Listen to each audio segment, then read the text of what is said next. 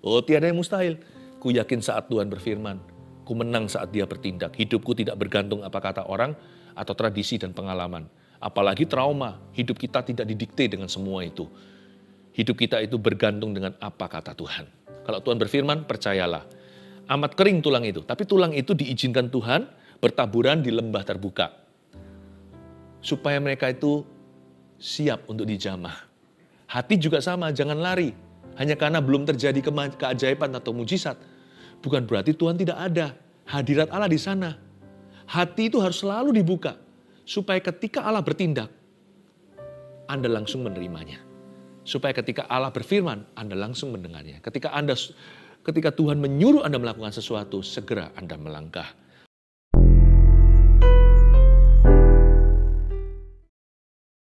Kami letakkan hati kami di kaki dan di tangan-Mu, di tempat terbuka, agar firman-Mu berbicara.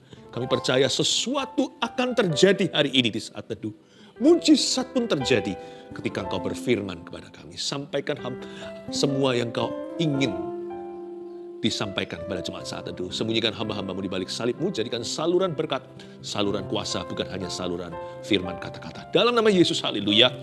Amin. Praise the Lord. Siapa ingin Roh Kudus bekerja leluasa dalam hidup atau dalam dirinya, bisa angkat tangan. Meskipun saya nggak melihatnya, Tuhan melihat Anda. Saya tahu inilah hari yang Tuhan jadikan. Bersukacitalah, mujizat-Mu akan tiba. Ini bukan pengharapan palsu, karena orang beriman tidak akan pernah disia-siakan. Saya yakin Tuhan mendengar seruan hati kita. Nah, supaya Roh Kudus bisa bekerja dengan leluasa, hati jangan ditutup. Apapun yang di dalam gelap, remang-remang, tidak kena cahaya matahari, nggak bertumbuh. Luka kita juga, jikalau kita terus tutup, kecuali kalau luka terbuka ya, mau nggak mau harus ditutup, dijahit dulu. Tetapi luka kita nggak akan kering kalau ditutup terus-menerus. Harus diekspos di tempat terbuka, asal aman dan bersih. Saya yakin apa yang basah akan kering. Dan apa yang kering akan dibasahi kalau kita taruh di depan rumah kena hujan, ya kan? Penting hati itu ditaruh di tempat yang terbuka agar supaya Allah bekerja.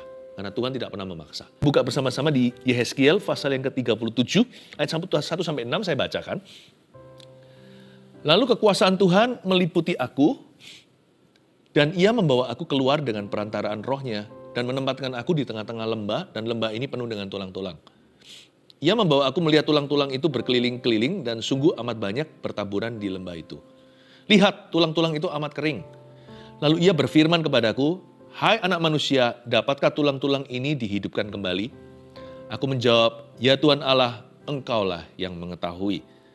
Lalu firman-Nya kepadaku, "Bernubuatlah mengenai tulang-tulang ini, dan katakanlah kepadanya, hai tulang-tulang yang kering, dengarlah firman Tuhan. Beginilah firman Tuhan Allah kepada tulang-tulang ini, Aku memberi nafas hidup di dalammu supaya kamu hidup kembali. Aku akan memberi urat-urat padamu dan menumbuhkan daging padamu. Aku akan menutupi kamu dengan kulit dan memberikan kamu nafas hidup, supaya kamu hidup kembali dan kamu akan mengetahui bahwa Akulah Tuhan." Demikianlah penglihatan Yehezkiel, seorang nabi di Perjanjian Lama. Di zaman perang, Yehezkiel harus melihat banyak tentara Israel tewas. Ini dalam penglihatan secara supranatural, Yehezkiel ditunjukkan sebuah mujizat kebangkitan. Dan kalau kita pikirkan, tulang-tulang ini mirip dengan kondisi hidup banyak kita hari ini. Dalam keadaan yang terpuruk, susah pulih, atau mustahil terjadi. Kita diperhadapkan dengan kemustahilan. Belum lagi hati kita seringkali seperti tulang kering. Hati ini loh kering kerontang, sudah putus pengharapan. Hari ini kita akan belajar.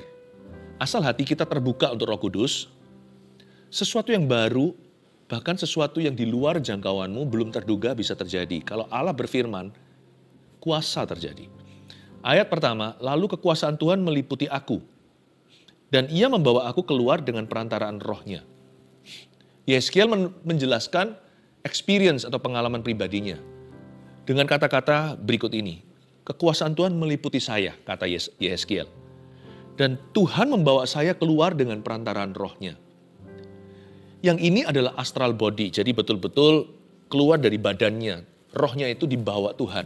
Tiada yang mustahil bagi Tuhan, saya nggak tahu gimana caranya. Tentunya dia nggak putus hubungan dengan tubuh jasmaninya. Mungkinkah Tuhan yang menggabungkan rohnya dibawa keluar, tapi badannya tetap di sana. dibawa sama Tuhan. Ini pengalaman yang adikodrati oleh karena kedaulatan. Tidak boleh ditiru yang begini. Ya, karena ini adalah kuasa Tuhan atas nabinya. Tapi sebenarnya dalam skala perjanjian baru, saya pribadi, kita yang sudah penuh Roh Kudus ini mengalami hal serupa. Tidak sama, tapi mirip.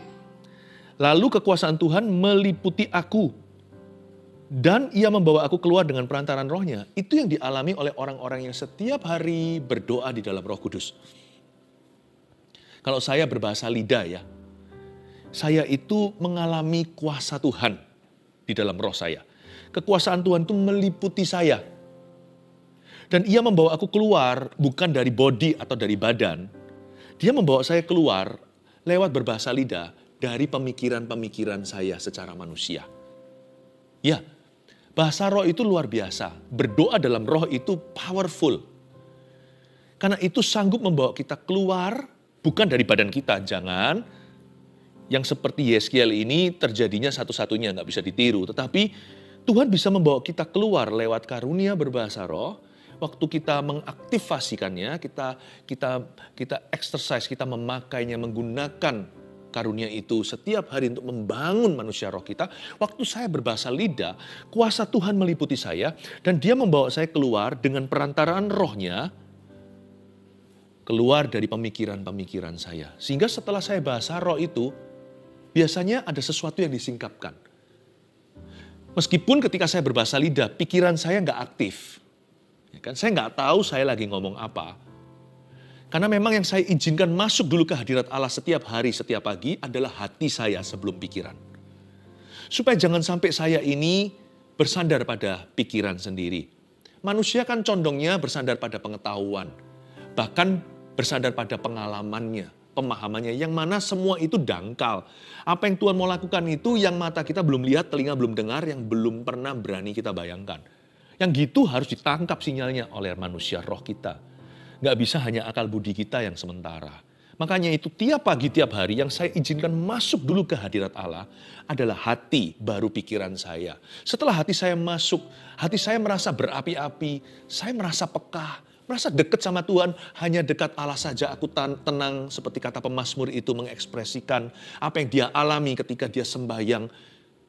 Akal budi saya pun mudah menerima sesuatu yang baru. Dalam bentuk ide, visi-visi yang lebih tinggi, strategi, atau rema-rema roti sorgawi.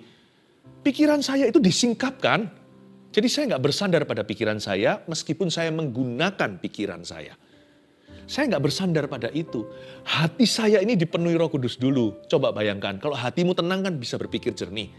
Itulah hasilnya. Orang yang hatinya masuk ke hadirat Allah, ditaruh di tempat terbuka, masuk hadirat Tuhan.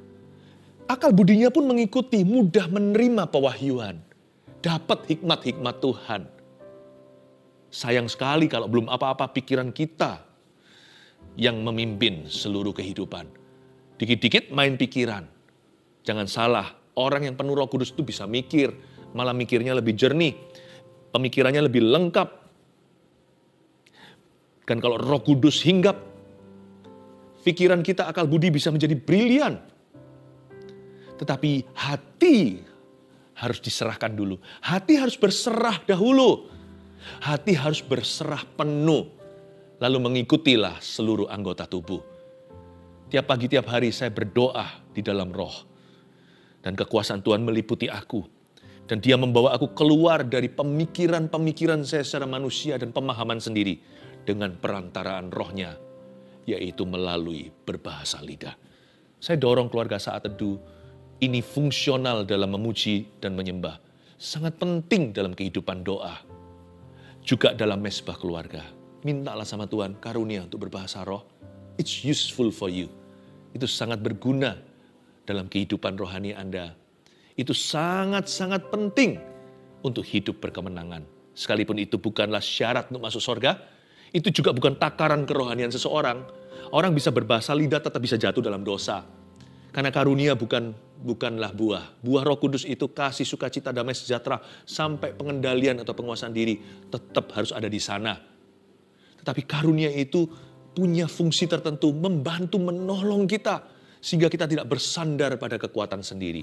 Dan semua dimulai dengan hati kita masuk ke hadirat Allah. Rajin-rajin masuk hadirat Tuhan. Pagi-pagi buta, hatiku mencari wajah-Mu. Dan mulutku memuji ketika saya berbahasa roh. Kuasa Tuhan meliputi. Dan Ia membawa aku keluar dari logikaku sendiri. Dengan perantaraan rohnya yang maha kuasa. Lalu kita ditempatkan di tengah-tengah lembah. Yeskiel berkata demikian, lembah itu penuh dengan tulang. Memang kan itu zaman perang. Jadi biasa melihat medan perang itu, ya, di sana terbengkelai tulang-tulang tentara-tentara yang terbunuh. Ini kejadian bisa jadi sungguhan. Ia membawa aku melihat tulang-tulang itu berkeliling-keliling dan sungguh amat banyak bertaburan di lembah itu. Puji Tuhan, tulang-tulang itu bertaburan di lembah itu. Seperti dijemur bersama. Itu jemuran massal. Untungnya. Kalau tulang-tulang itu dikuburkan, lalu disembunyikan, tidak akan ada lagi pekerjaan Tuhan. Saya bukan bicara soal kebangkitan secara kiasan. Bahwa tulang-tulang yang bertaburan di lembah itu seolah-olah secara sengaja mereka dibiarkan dijemur di luar. Kena matahari, kena hujan. Supaya ketika Tuhan berfirman dari sorga, tulang itu langsung mendengarnya. Meskipun kalau mereka dikubur di bawah tanah juga akan mendengarnya. Tetapi kan kalau tulang-tulang itu nanti dikasih urat, dikasih badan, dikasih daging pula, dikasih otot juga. Kan harus keluar dari kuburan dulu, harus menggali-gali tanah. Tidak ready to use, tidak siap untuk dipakainya. Untungnya tulang-tulang itu ditaruh di lembah. Ya, in the open field, di halaman terbuka. Lihat, tulang-tulang itu amat kering. Sebenarnya tidak mungkin tulang-tulang itu bisa bangun lagi. Ini mayat-mayat yang sudah mati sekian lama. Kata amat kering berarti sudah kehilangan kelembapan. Saya punya seorang teman yang anggota tubuhnya, jarinya itu terpotong, secuil. Lalu akhirnya karena dia cepat bertindak, bawa ke rumah sakit, langsung ke UGD, unit gawat darurat. Bisa tersambungkan sekalipun masih kelihatan cacat, tetapi masih bisa bergerak, syaraf-syarafnya masih bisa diselamatkan. Lain cerita kalau putusnya itu tahun lalu. Lalu datang ke dokter tahun kemudian. Ya dokternya berkata ya sudah amat kering lah. Udah impossible. Udah mustahil untuk dihidupkan, disambung. Udah gak bisa lagi syaraf itu berfungsi. Inilah tulang amat kering ini. Sudah tidak ada kelembapan. Berarti matinya udah lama. Pernahkah Anda dan saya merasakan hidup kita seperti itu? Udah mustahil pulih. Pernikahan saya itu sudah diambang cerai, bukan diambang cerai, sudah melampaui, cuman belum teken aja. Pekerjaan saya, hutangku tuh segunung, mana mungkin saya bisa punya modal, balikin aja seumur hidup. Atau kesalahan kita, dosa kita sudah kecanduan dari sejak dulu. Ini udah 40 tahun, hal ini merupakan candu. Mana mungkin saya bisa bebas dalam 4 detik. Oh, tiada yang mustahil. Ku yakin saat Tuhan berfirman, ku menang saat Dia bertindak. Hidupku tidak bergantung apa kata orang atau tradisi dan pengalaman. Apalagi trauma, hidup kita tidak didikte dengan semua itu. Hidup kita itu bergantung dengan apa kata Tuhan. Kalau Tuhan berfirman, percayalah. Amat kering tulang itu, tapi tulang itu diizinkan Tuhan bertaburan di lembah terbuka. Supaya mereka itu siap untuk dijamah. Hati juga sama, jangan lari. Hanya karena belum terjadi keajaiban atau mujizat. Bukan berarti Tuhan tidak ada. Hadirat Allah di sana. Hati itu harus selalu dibuka. Supaya ketika Allah bertindak, Anda langsung menerimanya. Supaya ketika Allah berfirman, Anda langsung mendengarnya. Ketika Tuhan menyuruh Anda melakukan sesuatu, segera Anda melangkah. Lalu Ia berfirman kepadaku, hai anak manusia, dapatkah tulang-tulang ini dihidupkan kembali? Aku menjawab, ya Tuhan Allah, Engkaulah yang mengetahui. Inilah nabi yang gak sok tahu. Tapi saya senang sekali melihat, ini buminya berputar di ayat 3. Biasanya kita yang membobardir Tuhan dengan pertanyaan. Why, mengapa begini, mengapa begitu? Lalu belum lagi pertanyaan-pertanyaan yang keluar dari roh penasaran atau dari curiosity doang. Kita tanya sama Tuhan, kenapa begini ya? Tentang dinosaurus lah, tentang penciptaan Adam dan Hawa. Kita tanya. Good sih, tanya kalau bisa membuat kita semakin haus belajar dan mengenal Tuhan, very good. Tapi kadang-kadang jujur kita harus mengakui, kita terlalu sering bertanya pada Tuhan dan tidak izinkan Tuhan yang sebaliknya bertanya sama kita. Kalau kita tanya sama Tuhan, pasti ada jawaban. Kalau Tuhan tanya sama kita, nggak tentu kita bisa menjawabnya. Kalau kita mau sungguh-sungguh mengalami mujizat Tuhan, izinkan Tuhan bertanya kepada Anda. Pernahkah Anda masuk ke hadirat Allah dan berkata, Lord, do you have a question for me? Punyakah Tuhan pertanyaan untukku hari ini? Nanti kalau Tuhan jawab dengan sebuah pertanyaan, Simon, Simon, do you love me? Simon, Simon, apakah engkau mengasihi aku? Ditanya 3 kali, kita bisa mewek, nangis, seperti anak kecil. Karena setiap kali Tuhan tanya, pasti hati kita mengerti mengapa dia bertanya demikian. Nanti kalau Tuhan tanya sama Ayub, di mana kamu ketika aku menciptakan dunia dan semua fondasinya, ketika aku beberkan langit seperti beberkan karpet? Ayub berkata, dari dulu aku mendengar engkau dari orang lain, tapi sekarang aku melihat sendiri. Tuhan, aku bertobat di atas debu tanah. Dia yang sama yang berkata, Tuhan memberi, Tuhan mengambil, terpujilah nama Tuhan. Dia merendahkan hatinya dan berkata, aku tidak bisa menjawab Tuhan. Yesus dijebak dengan berbagai pertanyaan oleh orang Farisi dan ahli Taurat.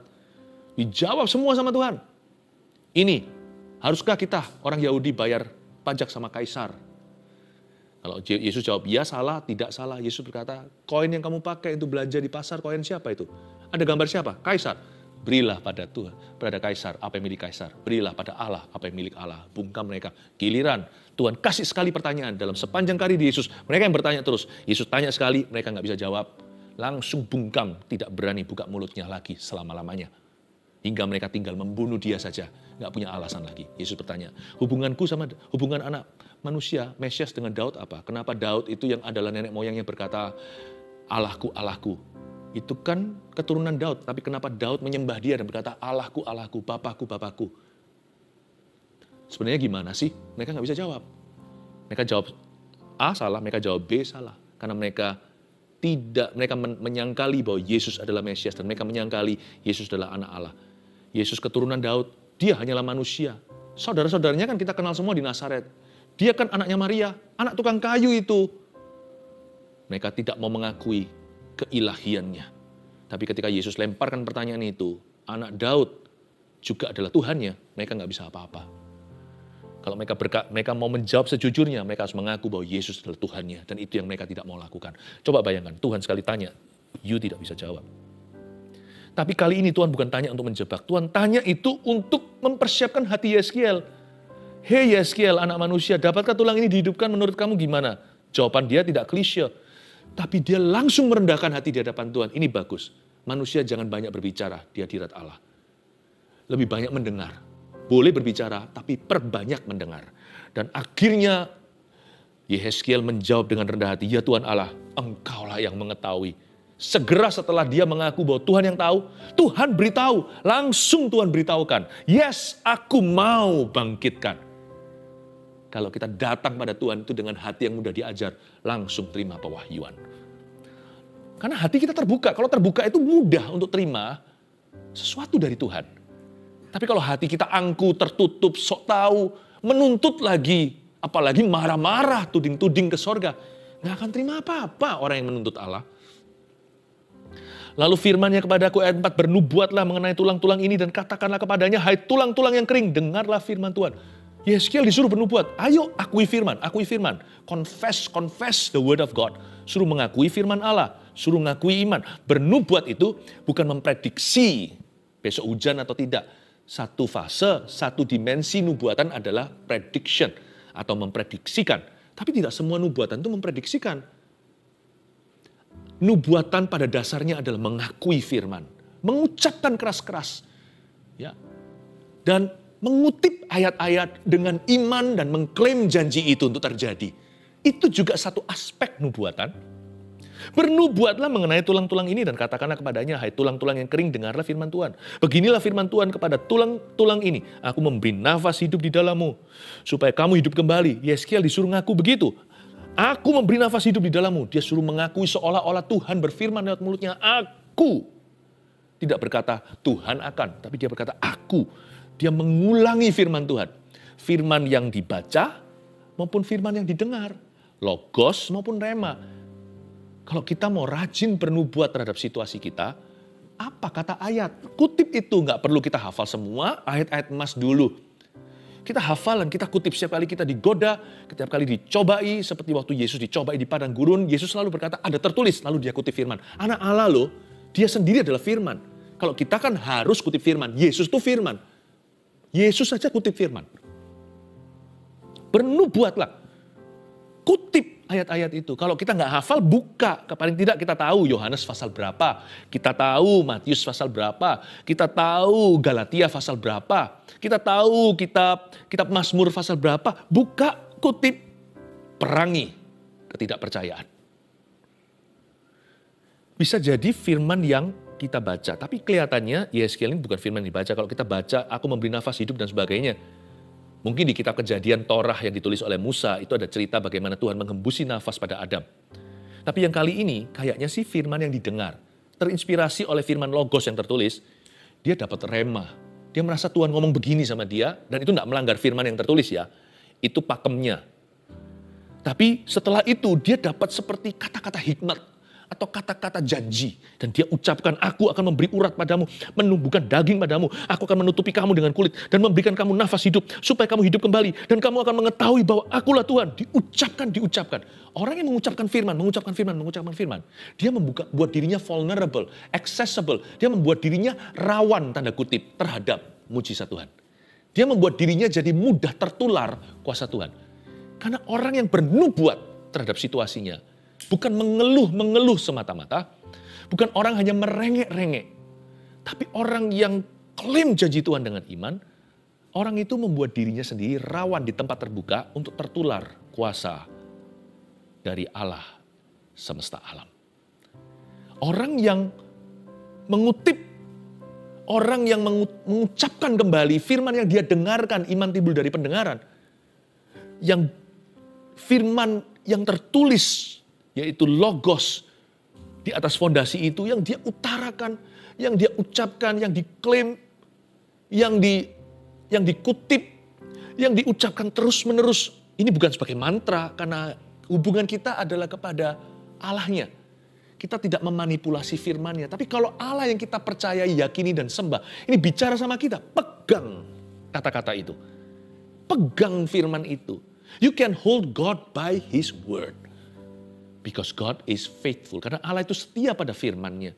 Dia tidak pernah mengingkari janjinya. Kalau Allah berfirman, pegang itu, kita bisa pegang Tuhan pada perkataannya. Bukan menuntut dia kembali, tetapi kita bisa yakini kalau Allah kita tidak pernah berdusta.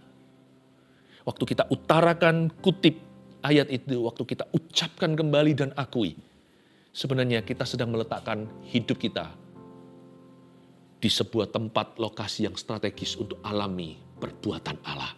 Seperti tulang-tulang itu yang disebar luaskan di lembah yang terbuka, in the open air, outdoor, tempat yang terbuka, bukan tempat yang tertutup.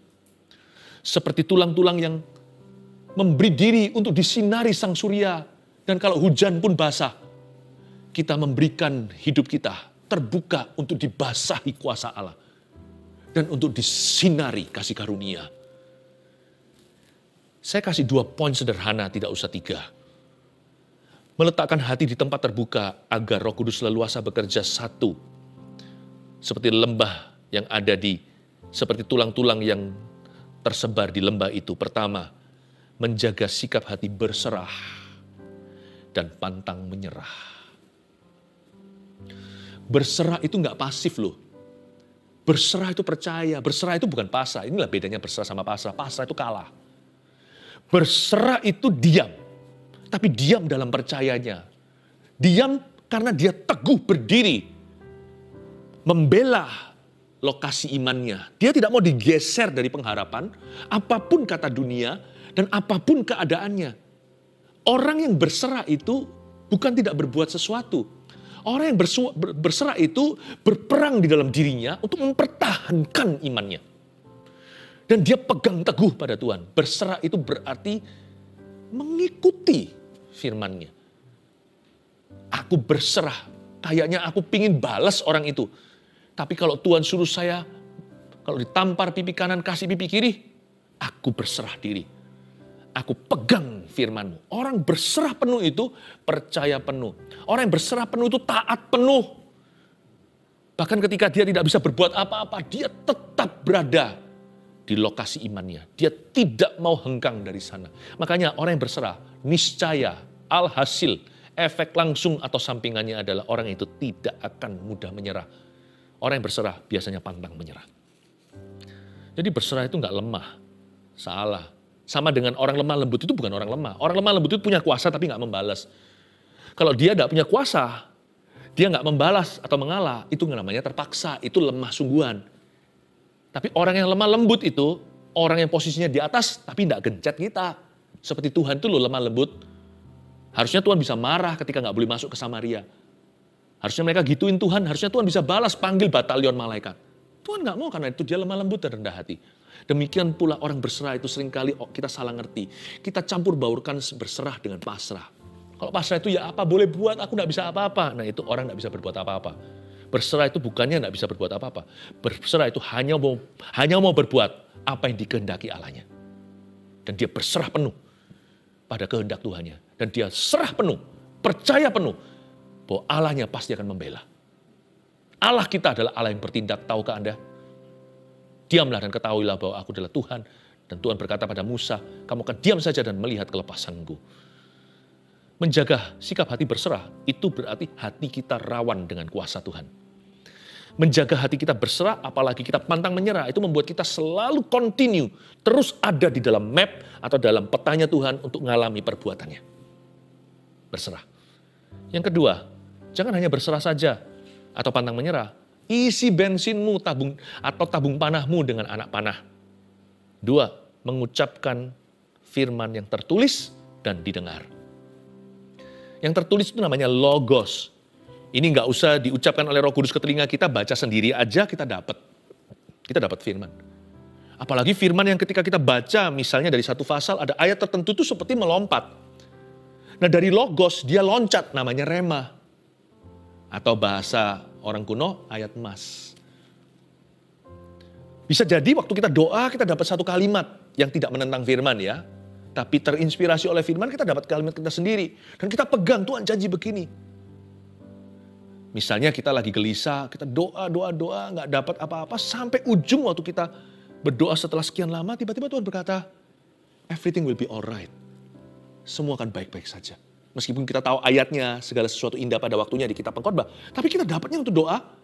Waktu kita berada di ruang saat teduh, semuanya akan baik-baik anakku. Kita pegang itu, seperti ada sesuatu yang dihidupkan di dalam diri kita. Seperti kayu bakar itu ketemu api, lalu membara. Seperti ada kangguru di sini yang tuing-tuing melompat di dalam hati kita. Everything will be okay. Lalu kita nggak takut lagi masuk ke dalam ruang operasi.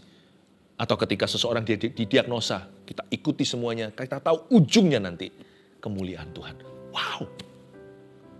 Tapi tugas kita adalah ucapkan firman ketika setan berkata, no, kamu akan celaka, kamu tidak bisa pulih. Enyah kamu iblis. Tuhan berkata, everything will be alright. Tuhan berkata, semuanya akan baik-baik. Ucapkan firman yang tertulis, of course, tentu nomor 1. Ini yang utama. Dan firman yang didengar. Makanya itu rajin-rajin masuk hadirat Tuhan hatinya. Supaya dengar sesuatu. Kalau hati nggak masuk, telinga kita nggak akan menangkap sinyal-sinyal Allah.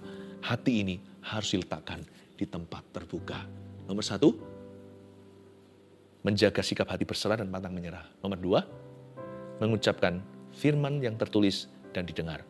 Dengan demikian, 2 langkah sederhana ini, kita meletakkan hati kita di tempat terbuka untuk kuasa Allah bekerja. Yakinkah Anda? Kalau Tuhan berfirman, sesuatu akan terjadi. Haleluya.